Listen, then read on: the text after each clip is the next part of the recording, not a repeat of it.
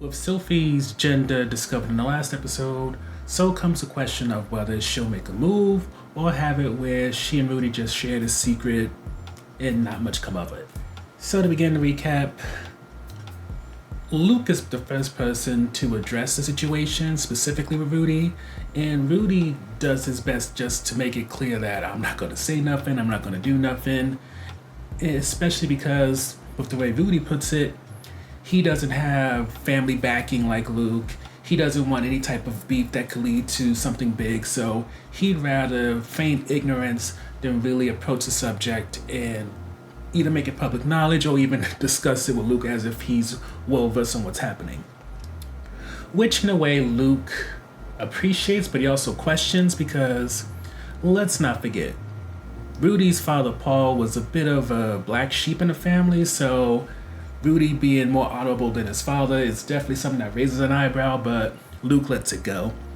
Especially since Ariel, with knowing Sophie so well, she wants to, especially since it's been about 6 months or so, the way she makes it seem, she wants to either have it where Sophie does or says something, especially in light of past events, or else leave Rudy the hell alone.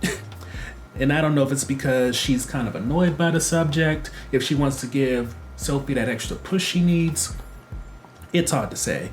But what is made very much clear is that as Sophie and Ariel, with Luke a little bit, talking about what Sophie wants from Rudy in terms of a relationship or whatever, part of what Sophie wants is to sleep with Rudy. And she definitely shows that she's not just talking about going to sleep, but doing more than that as she humps a statue or a podium. Either way, the way she's talking, it shows that she's been having some thoughts on her mind and she wants to bring those fantasies to reality. So with that in mind, Ariel helps her with the setup, but she doesn't participate at all in the execution. That all has to be Sophie, and Luke is in agreement. So, second topic goes into that execution, and what Sophie has to do is get Rudy alone, and she gets him alone by going after this freeze French flower thing. Something that Ariel hyped up that she doesn't need that many people to go get it for her, as she was fighting with the other nobles about their bodyguards and everything. And because Fitz needs to prove himself, he's assigned to it. Fitz is asking Rudy for help because this is something new to them and they want some level of protection involved. And so Rudy accepts, of course, because Fitz is their best friend at this point. And off they go to the mountains. And as they go into the mountains, Sophie makes sure to get a hold of Rudy's staff. They cast a spell to make sure that it rains. And with that, they have to go to a cave because they're drenched and wet. And if you remember what happened in the last episode, not the last episode, but the episode where Rudy got wet with Sarah, if you are wet in a cold environment, you gotta strip down to your skivvies, have your clothes dry, stay by the fire to keep warm. But unlike that situation where Rudy may just have been looking, in this situation, Sophie's pushing him to do more. While Rudy already strips down to his basic underwear, not full-on underwear, but at least shut off, he's trying to give Fitz some type of space to do the same, but Fitz is instead staying with their huge coat made for the winter that's drenching wet, rather than just stripping down. And because Rudy's somewhat aware of elf culture, especially because of his dealing with Sylphies in the past, he just assumes that she needs privacy, so he talks about turning the other way, about maybe using his magic to build some type of room, but instead she says, I can't take off my clothes, I need you to. This is a little bit awkward for Rudy because this definitely feels like a come on. But he accepts, strips her down, and sees her in her panties and some type of some dainty kind of shirt. The last thing he removes though is the glasses, and once he removes the glasses, he realizes it's Sophie, and with that, Sophie is so happy because she thought that he'd forgotten her and everything, but with him recognizing her once the glasses came off, she has a little bit of a breakdown. And also she confesses that she loves him. Now, as for if things are gonna go the way that she was fantasizing about earlier that day or the day before, that's hard to say because Rudy doesn't mention whether or not he got an erection or whether or not he may have to have a very awkward conversation with Sophie. Getting into the review portion, I must admit, as a highlight, I got a bit teary-eyed when Sophie was overcome with emotion when Rudy recognized her, and that's just because from Sophie's point of view, her relationship with Ariel and Luke, you can tell the power dynamics aren't in her favor, and she has never really looked past that. She still very much seems to treat them like she's their subordinate. She's doing them a duty, and even to pursue Rudy in this way and leave her side, she's talking about it being a betrayal because that's where she feels like she is. There's no equal, like, I'm gonna live my life a little bit and come back to you. This is, I owe you my life for all of you done for me. So I don't know if I really deserve or have even earned to really pursue something that will make me happy and has nothing to do with you. Which, when you think about it, is kind of sad because this has been Sophie's life for what, 5, maybe 10 years at this point.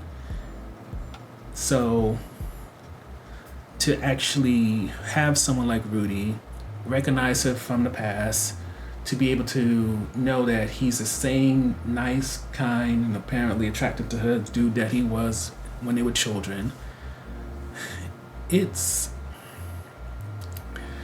really just cute and beautiful. And it's the type of stuff that, with the way this show sometimes is, you may not expect to see, but after the build that we've had for what, 5, 6, 7, 8 episodes, it's something I feel like not only fans and viewers deserve to see, but hopefully one day in their own lives, if they haven't already experienced it, also to get to be a part of. Another highlight, which is perhaps an odd one, is that we got to see Sophie beyond the facade of her being this sweet, innocent girl. Because with the way that she was talking to Ariel and Luke about everything from having, how can I say this? Between having Rudy have sex with her in a way that doesn't involve a condom and seemingly very much enjoying the dirty talk that can come with that, to her humping the statue, to even romanticizing and maybe in a way even sexualizing when Rudy stripped her down when he thought that she was a boy. Sophie showed a whole different side of herself, and it wasn't from this usual insecure place of what Rudy might have done or who he might have been with or whatever. It's from what she wanted, from her side of things, what kind of things that they can do together that would give her pleasure, make her feel fulfilled. And it's just very nice to see, since I feel like a lot of shows, and maybe this is just my viewing habits, but in a lot of anime, usually there's one character that's a horn dog and the other one who is either bashful about the whole thing or else has a very challenging means of dealing with their own desires. But as we've seen thus far with Jobless Reincarnation, that isn't necessarily the case with this show, because one of the first things we saw was between Roxy and Lilia, them both masturbating when it came to Zenith and Paul having sex. Then later on, of course, we had Ellen Elise coming about, who basically, because of her curse, slept with everybody. Then Eris. Then we had Sarah. And one of the things I think those ladies didn't really get to show or have that we are getting with Sophie is the build up to the actual moment. Never mind that there isn't a complication of, Paul being married, or the awkwardness of Roxy having feelings, or else overhearing her employer and masturbating to that. Never mind when it comes to Eris, there being this almost vibe that she's rewarding Rudy in a way for all that he's done, at least in retrospect, because I can barely remember the build up to them having sex. But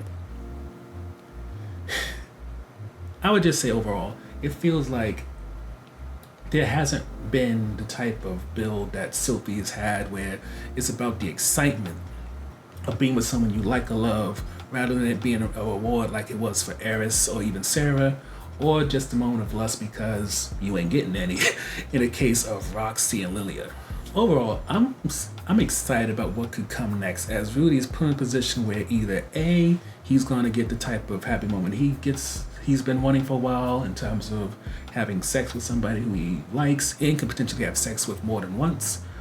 Yet at the same time, there's always that question of, will Man God release him from this curse that he somehow gained, or will he have it where Rudy has to explain his ED, and hopefully, I like how things went with Sarah, Rudy can explain what's going on, have an honest and open conversation, and maybe even heal through recognizing that he can perhaps gain intimacy, affection, love without it being something that requires him to use his friend downstairs.